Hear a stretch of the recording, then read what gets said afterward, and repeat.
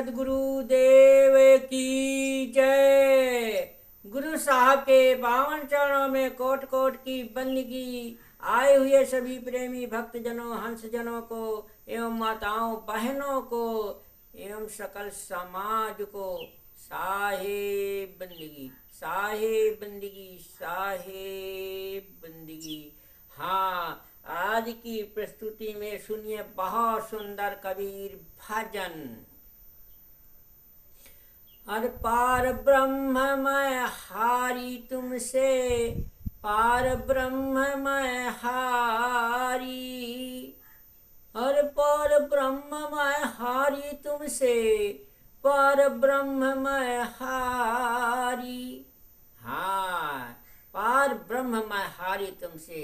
ये जो है माया जब छलने के लिए सदगुरु कबीर साहब को जाती है, तब जो है नहीं छल पाती है, तब जो है विनय करती है कि हे पार ब्रह्म परमात्मा, मैं तुमसे हार गई हूँ। इसका बहुत सुंदर अर्थ सुने, बहुत विस्तारों से लौकिक पारलौकिक से घटा करके इसका बहुत ही मार्मिक अर्थ दिया जाएगा। पहले सुनिए सदगुरु कबीर भजन, फिर बाद में बहुत ही विस्तार से अर्थ सुने। हर पार ब्रह्म मैं हारी तुमसे, पार ब्रह्म मैं हारी। हर सतयुग माँ मैं भाई सरस्वती, ब्रह्मा जी की नारी।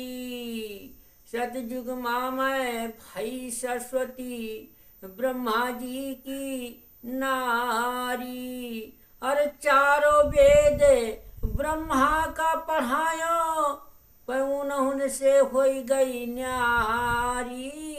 पार ब्रह्म मैं हारी तुमसे, पार ब्रह्म मैं हारी। त्रेता माँ मैं भाई जानकी, रामचंद्र की नारी। त्रेता माँ मैं भाई जानकी, रामचंद्र की नारी। राम रावण का मही लड़ाया, पर उनसे हो गई न्यारी। अरे पार ब्रह्म मैं हारी तुमसे, पार ब्रह्म मैं हारी। अरे द्वापर माँ मैं भाई द्रौपदी, पांडव कुल कै नारी। द्वापर माँ मैं भाई द्रौपदी, पांडव कुल की नारी। और कौरव पांडव हेवार सिझाया, पर उनसे हो गई न्यारी। अरे पर ब्रह्म मैं हारी तुमसे, पार ब्रह्म मैं हारी। अरे कल युग माँ मैं भाई काल का, पूजय नर और नारी। कल युग माँ मैं भाई काल का, पूजय नर और नारी। कहे कबीर सुनो भाई साधो, चारों जुगन से न्यारी। पार ब्रह्म मैं हारी तुमसे, पार ब्रह्म मैं हारी। हाँ, पार ब्रह्म मैं हारी तुमसे। पार ब्रह्म परमात्मा से हारी माया मानती है। जब सदगुरु कबीर साहब काशी जी में थे, तब माया जो है लक्ष्मी जी जो है विष्णु भगवान से कहती है कि हे मालिक, मेरे स्वामी, मैं संसार को छल लिया है। विष्णु भगवान से लक्ष्मी जी कहती है, तो कहती है कि अरे माया तू इतना घमंड मत कर, तू संसार को छल नहीं, छल सबको नहीं छल पाया। छल तो लिया है मगर सबको नहीं छल पाया है।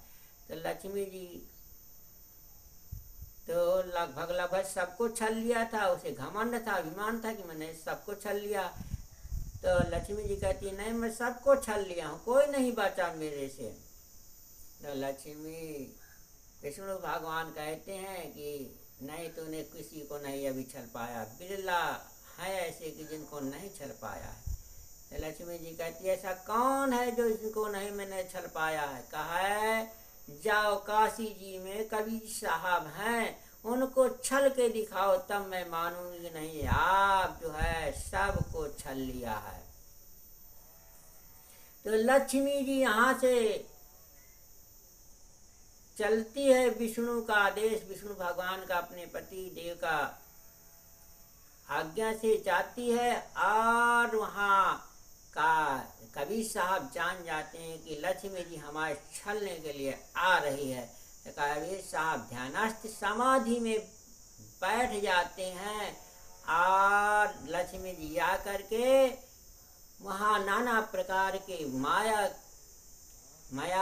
मायावी काम करने लगती है। नाना प्रकार के तुरंत तत्काल बारी फुलवारी बाग बगीचा हरा भरा सुंदर वन बना दिया, और माया का ढेर करने लगी, जिसे आकर्षित हो जाए माया में, कबीर साहब आकर्षित हो जाए। तब कबीर साहब को कबीर साहब ने जान लिया कि माया अपना चरित्र फैलाने लगी। तो कबीर साहब जो है अदृश्य हो गए, विलीन हो गए।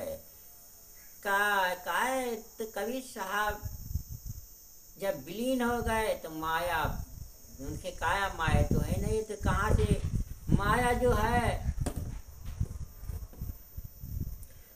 जो है पीछा कर पाएगी, क्योंकि काया माया धारी का ही माया पीछा कर सकती है, उसे ढूंढ निकाल सकती है। तीनों लोकों में उसके जाने की पहुंचने की गम है, क्षमता है, शक्ति है माया में। तो माया जब तीनों लोकों में नजर पसार करके दृष्टि फैला करके देखा तो सदगुरु कबीर साहब कहीं नहीं दिखे। तब जो है माया लक्ष्मी जी हारी मान जाती है कि हे सदगुरु देव, आप परा ब्रह्म परमात्मा है, मैं आपसे तुमसे हारी मानती हूँ। तब जो है हारी मान जाती है और कहती है कि हे सदगुरु परमात्मा, सदगुरु कबीर साहब, मुझे दर्शन दीजिए, मैं आपसे हारी मानती हूँ। तब सदगुरु कबीर साहब उसी आसन में आकर के ध्यानस्थ समाधि में बैठ जाते हैं। तब माँ लक्ष्मी जी कहती है कि आप मुझसे वरदान लीजिए। तो